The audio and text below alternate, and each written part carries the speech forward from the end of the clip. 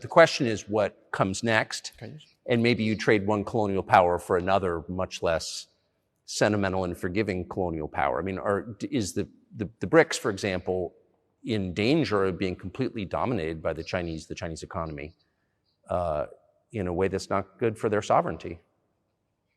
Do you worry about that? So Tucker Carlson calls China a colonial power that is much less forgiving and sentimental. Okay, we need to talk about that before we let President Putin give the answer to that. It will be after what I say. So anyways, this is your favorite half Chinese. We start off with that. So China made history by being the first colonial power without holding a colony. Not in present time and not in its history. Then he calls it less sentimental and forgiving. In what way? It is the United States that destroys entire nations because of one attack on them.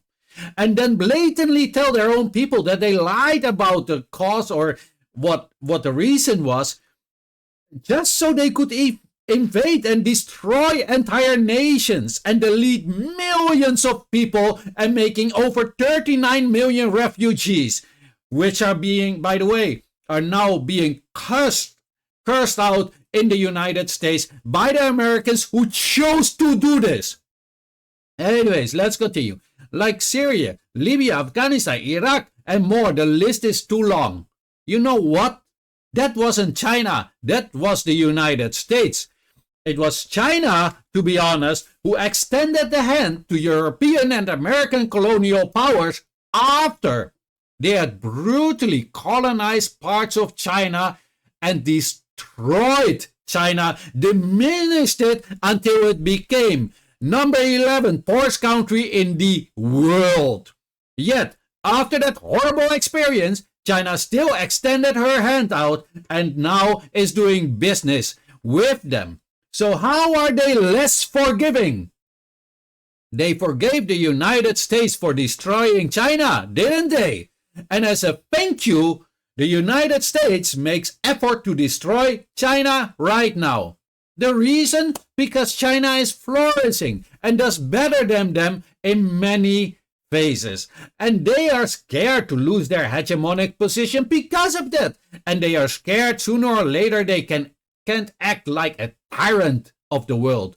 And the other reason is China gives other nations hope by cooperating with them and treating them like equals, by giving equal chances. The United States doesn't like that. Therefore, China must go down, according to the United States. And somehow, China is less forgiving. Honestly, I have no words. I wonder, does he believe his own words, or is he just sneaking in a little propaganda inside of the interview?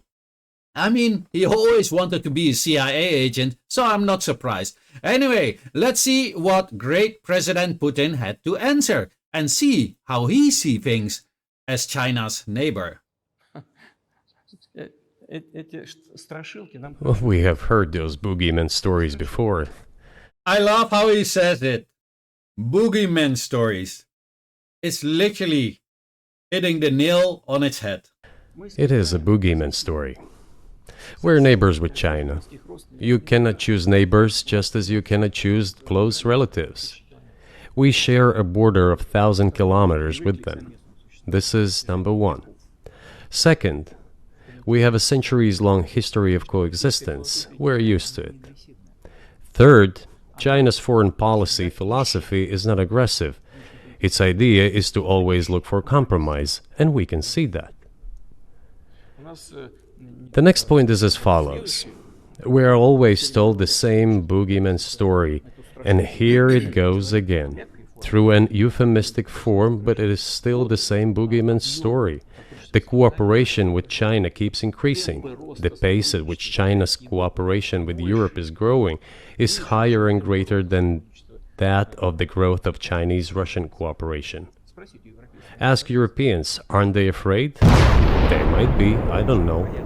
But they are still trying to access China's market at all costs, especially now that they are facing economic problems. Chinese businesses are also exploring the European market. Do Chinese businesses have small presence in the United States? Yes, the political decisions are such that they are trying to limit their cooperation with China. It is to your own detriment, Mr. Tucker, that you are limiting cooperation with China. You are hurting yourself. It is a delicate matter, and there are no silver bullet solutions, just as it is with the dollar. So, before introducing any illegitimate sanctions, illegitimate in terms of the Charter of the United Nations, one should think very carefully. For decision makers, this appears to be a problem. Well, there you have it. It seems that Russia doesn't see China as a threat at all. But actually, they are viewed as beneficial to Russia, just as Russia is beneficial to China. Isn't it great that two nations can understand the dynamics and therefore have peace? I wish the United States would view it the same way, because only then the world would find peace, as we all depend on each other. Therefore, we should not think in terms of war. I can't wait to see the day that the United States grows up and starts to think like an adult. Now, President Putin also said, interestingly enough, Boogeyman's stories. We are always told the same Boogeyman story, and here it goes again. Through an euphemistic form, but it is still the same Boogeyman story. Now that is interesting, especially for Western people whose mind is constant under attack by the Western propagandists in effort to brainwash them. Now, you may or may not like President Putin, but you must admit that he is right. Be more open-minded. I give some examples. The United States imported Chinese people into the United States to help them build the railways, more or less like slaves, to later have a Chinese Exclusion Act and persecute Chinese people who were imported to help the United States to build their railroads and build up their country. The largest mass lynching in American history was on Chinese people. Many people don't know that. It's the Los Angeles Chinese massacre of 1871. Just imagine, you are coming over on an invitation to help build up a country with your own hands, then get lynched because you are there. Welcome to the United States, the land of the horrors.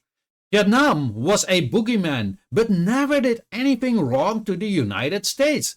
Yet, after the American propaganda war against Vietnam, the United States invaded Vietnam. What did Vietnam do to the United States to deserve that? The answer was simple. Nothing. Then we have the propaganda war against Islam and the Muslims. The result was war on Afghanistan, Libya, Syria, Iraq, and a whole list. Too long for this video. What did all these countries have in common? They done never wrong to the United States and were all subjected to American propaganda against them. In other words, how President Putin would say, we are always told the same Boogeyman story. They were made the boogeyman, just as an excuse to attack them. And today, yet again, China, again, is the boogeyman. Why do Western people love war more than peace? And why can't they see this? And if you don't love war more than peace, maybe it's time to start being active in stopping the madness before it is too late. Read yourself into real matter. Your media is corrupt. Read the history of the nations and see what is really the nature of China, and wonder if the Chinese people deserve to be painted as the boogeyman. So you can later give the consent to war by your psychopathic warmongers of the West. Please let me know what you all think of this, but keep it respectful. We are not uncivilized barbarians, unlike some others. We don't need to demonize or make boogeymans. We can just tell the truth. If you enjoyed the video, then please drop it a like, share, and if you have not yet, then follow. This was your favorite Half Chinese, and as always, have a great day.